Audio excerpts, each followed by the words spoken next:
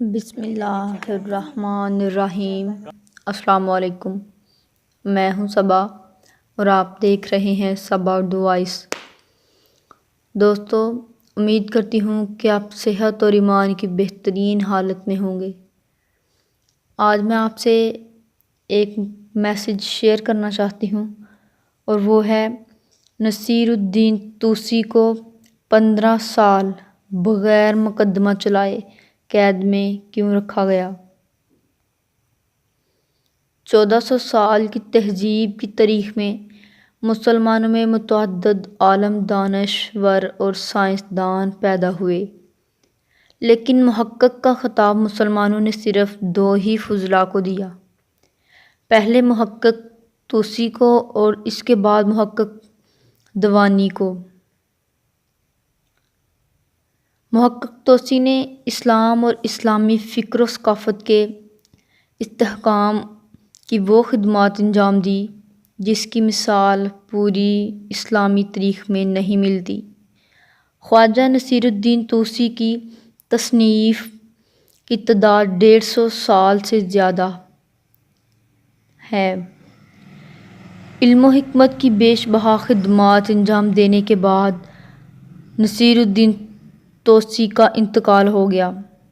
محقق طوسی کی زندگی کا ایک پہلو میرے نزدیک بہت اہم ہے، جس پر میں اہل نظر کی توجہ مبذول کروانا چاہتی ہوں۔ اس عظیم انسان کو 15 سال بغیر مقدمہ چلائے قید میں رکھا گیا۔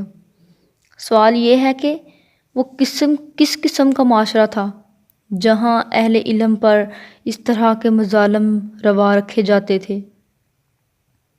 سلطنت بغداد کے زوال اور سقوط کا ہم مسلمانوں کو افسوس ہے۔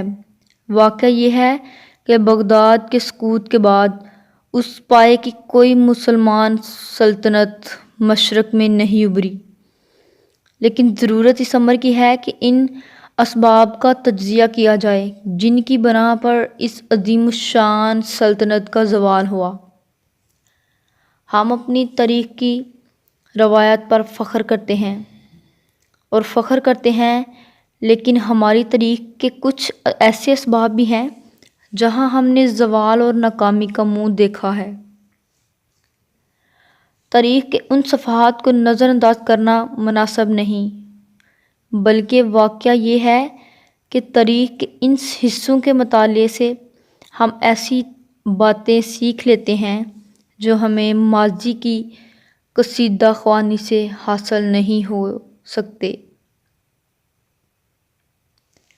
ضرورت ہے کہ خوش فہمیوں اور خود فریبیوں سے بچ کر اس ضمن میں تحقیق و تجزیہ فرما کر حکم لگائیں کہ سقوط بغداد کے حقیقی اسباب کیا تھے۔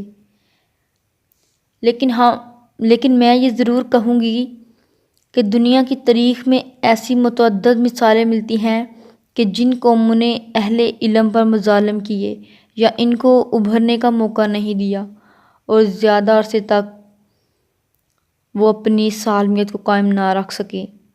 دوستو، امید کرتی ہوں کہ آپ کو میرا میسیج اچھا لگا ہوگا۔ میسیج اچھا لگے تو لائک اور شیئر ضرور کریں اور ساتھ ہی گھنٹی کے بٹن کو پریس کر دیں۔ ملیں گے نیکسٹ ویڈیو کے ساتھ۔ اللہ حافظ۔